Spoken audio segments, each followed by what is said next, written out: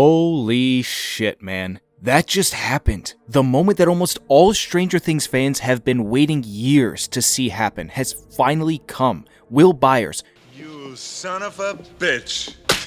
We've always known that you've had it in you. It's just crazy to think that you've waited until now to reveal what fans have been theorizing about since the show began back in 2016 and 2017 with those first couple of seasons.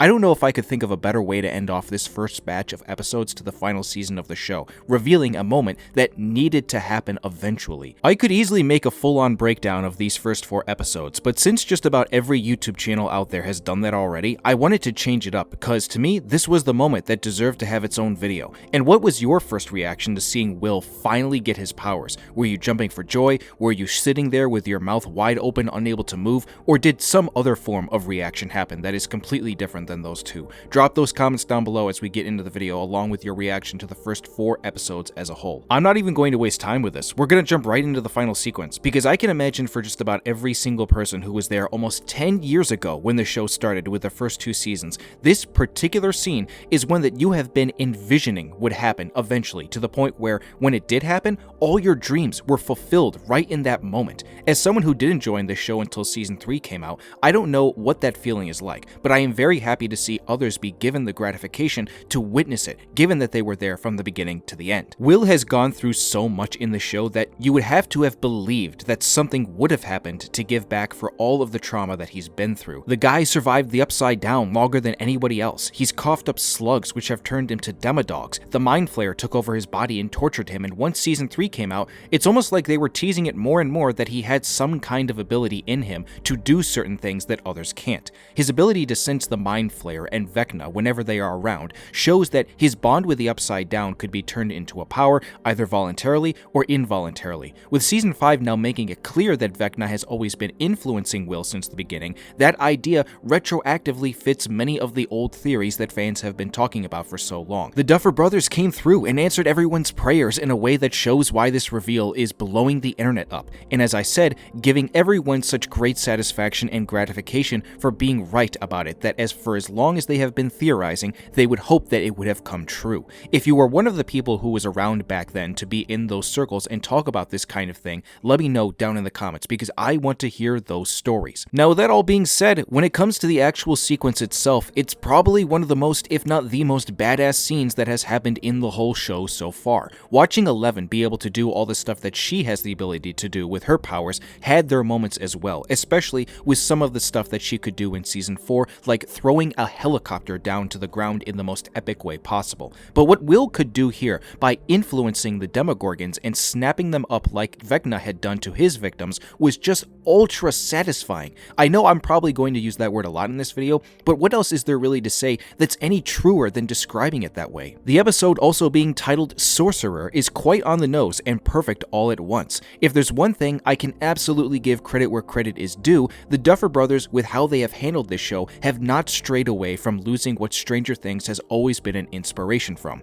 Dungeons & Dragons. That game has influenced so much of the show, and in a hypothetical world that thankfully doesn't exist, a different creative and showrunner probably would have forgotten that that was always important to the tone and influence of making it fun to watch. The Duffer Brothers have not lost sight of that, and they deserve to be praised for it. When you have this episode titled that way, it's just a way for everything to come back full circle. Mike has referred to Will as being a sorcerer, not a wizard type character. The difference draws from D&D in that a wizard studies spells and learns magic, while a sorcerer has innate power where the magic runs in their blood. For those watching this that understand Dungeons & Dragons way more than I do, given that I don't play the game, you can correct me if I'm not explaining it the right way, but that's just how I viewed it, especially since I picked up on that within my second rewatch of the whole show before season 5 had started. It was important that I did that binge of the whole show again so that I could pick up on those smaller, more finer details that now come to life in the final season. Will's connection to the Upside Down and to Vecna gives him that innate power rather than having learned any kind of abilities. He finally is able to channel that power and look within himself to finally understand and learn that this is how he was able to use it all along.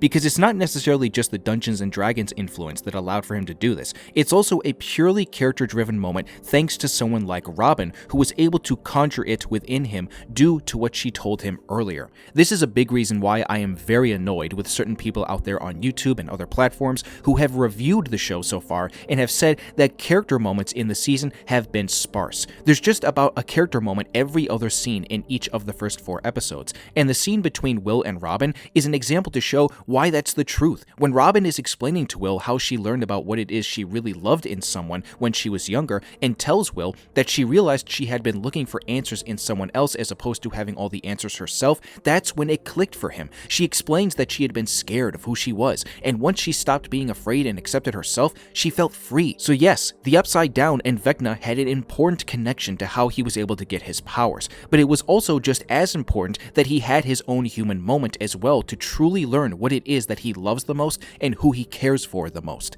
And to bring it back around again, this is why that sequence meant so much to many people, because I can imagine that for a lot of people out there who are like Will in real life, they really feel what this character went through and are still going through it. It's very relatable, and it's also just an inspiring underdog moment. This character has been beaten down so much in this show, and he finally has a moment to show who he is. That's why this episode is not just the highest rated in the show's history, but it's also now one of the most highly rated episodes of television of all time. I was expecting this episode to be rated above a 9, but I definitely wasn't expecting it to be as rated highly as it was, where it is now at a 9.7 out of 10. Do you know how insanely rare it is for an episode of television to be rated this high? It feels like we've been waiting long enough for a single episode in this show to get a rating like that. And while ratings are not meant to be the most important thing to focus on, it is an indicator of just how much good the show continues to do and deliver on the most important moments, like the one with Will finally getting his powers.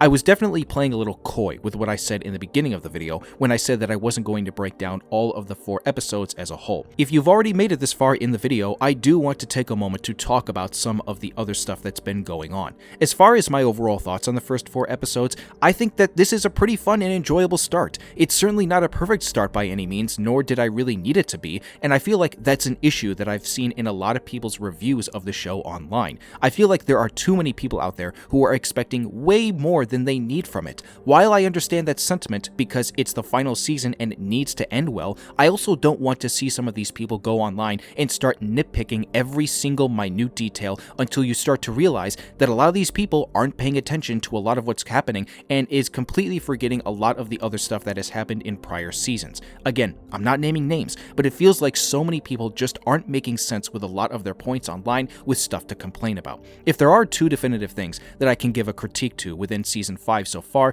that are a bit more noticeable than what we've experienced with the other 4 seasons, it's that look of the show that is definitely having a lot more of a streaming service look to it than most other seasons have gotten. There has been a few scenes so far that have definitely utilized the volume technology, which is this new form of green screen technology that allows filmmakers to shoot scenes that could be shot on location, and unfortunately the technology makes it look smaller than it actually is, even though the scene itself is meant to be bigger in scale. It also makes some stuff look a bit too green screen looking, and you can tell that some stuff isn't filmed on set. It can be a bit distracting at times, and I certainly hope that streaming shows as a whole for the future can move away from that kind of stuff. Even though a show like this one, given how long it's taken them to film the final season over 3 years, I can understand why it looks the way it does with that, because the volume 3 years ago was still heavily used. Alongside that, my other major critique of season 5 so far has to do with something that I think the Duffer Brothers have lost track of, which is their ability to give an ample amount of time to certain characters versus others who don't even show up at all anymore. I don't know if you have noticed this, but there has been several characters who have shown up in all of the 4 seasons prior to this, and so far haven't been given one mention yet as to their existence. People like Dr. Owens, who last we saw was under arrest by the military and has been a staple in the show since season 2 with helping out Eleven. I know it's a bit hard for him to appear given his situation of being captured by the military, but I would at least expect him to have one scene at some point. A few other side characters that have not been given a mention are the main Hawkins cops, Officer Powell and Callahan. I get that it's established here that the military has taken over Hawkins for the most part, but where is the police presence outside of that? Unless the police were folded into the military, it wouldn't make sense for those 2 characters to just not show up at all for the rest of the show, given how often they've been used in the last 4 seasons, especially season 4 when they lost Hopper as chief. A few other characters on the side who I think think should be given more time are the parents of our main kids minus the Wheelers. The Wheelers thankfully did start off season 5 with doing more stuff this time around, even if not to a degree that I was personally expecting to see. But for someone like Lucas and Dustin, you gotta think at some point their parents are going to catch on to what they are doing. Again, I'm just saying what everyone else is thinking but not talking about enough. If Holly Wheeler can now be given more of a presence in the storyline, so can the parents of our main characters minus Will and Mike. There could be some great character moments between Dustin and his mom and then Lucas and his parents, so one can only hope that that eventually happens. I mean, for God's sakes, man, we got the reveal of 8, 11's sister, before most of these people, and that's not necessarily a bad thing. I'm actually impressed and happy that the Duffer Brothers thought it was a good idea to bring that storyline back around, but I do hope that we give other people some more time to show up, given how prevalent they've always been with the entire show. So with those critiques out of the way, I think just about everything else has been great so far as good television quality goes. It's good to see all these characters back again, and it's good to see especially that the Duffer Brothers, akin to how they haven't given up on the Dungeons and Dragons connections and influences, they also haven't given up on the tone of the show. It is still focused on being really fun and enjoyable, where characters can get along and have happy moments while also mixing in the more tension-filled and dark stuff when someone like Vecna and the Demogorgons get involved and start terrorizing everyone. It makes me hopeful for the future that when the Duffer Brothers are finally done with Stranger Things and go on to make other stuff, because if they can handle this kind of thing well enough, it makes me hopeful that they can do it when it comes to making a movie eventually, which they are already slated to do within the next few years. These guys are true filmmakers and understand what works and what doesn't. They are not entirely perfect, and really no one is when it comes to being a filmmaker, and especially a showrunner of a TV show, which at times can probably be a much harder job than if it were to be filming a film. These guys have been able to breathe so much fresh air and enjoyment in all these characters and all of their experiences for the last 10 plus years. And I think so far, after 4 episodes in a final season, they are still on par with what we've seen them do. I still have confidence that they will be able to end this beautifully within the final 4 episodes that we get in the next month once Christmas and New Year's come around. This is one of the biggest shows of all time and one of the biggest moments in entertainment media history. How many more times for the rest of time do you think we are going to get so many different television shows that have this level of pop culture popularity? We have to live in the moment while we can and experience all these great things with one another. I'm still very young at this point in my life, and I've experienced a lot of great media with television and film, and Stranger Things is just another one of the big moments of my life where I get to experience something truly amazing with so many different people, especially friends and family that I know in real life. I don't watch that many shows that a lot of my friends watch anymore, so this is a moment where I just want to be able to enjoy it for what it is. I'm really glad that we've gotten to this point, and with moments like the one that Will had at the end of episode 4 where he got his powers, I hope we can see more of that in the next month as we continue to experience the beginning of the end. But the most important question is this: what do you all think of season 5 so far, and what do you think of that moment with Will at the end of the first batch of episodes with how he got his powers and how I came about analyzing it? I've asked of it enough already, but I do want to hear what you have to say. Leave your comments down below with your answers. Thank you all for watching. If you enjoyed the video, hit the like button, subscribe if you are new here, and please turn on that notification bell. I'm trying to build an awesome film community on here, and your support would be appreciated. That's a wrap, folks. I hope everyone here has a wonderful rest of the day, and I will see you all soon for the next batch of episodes in the Stranger Things Season 5.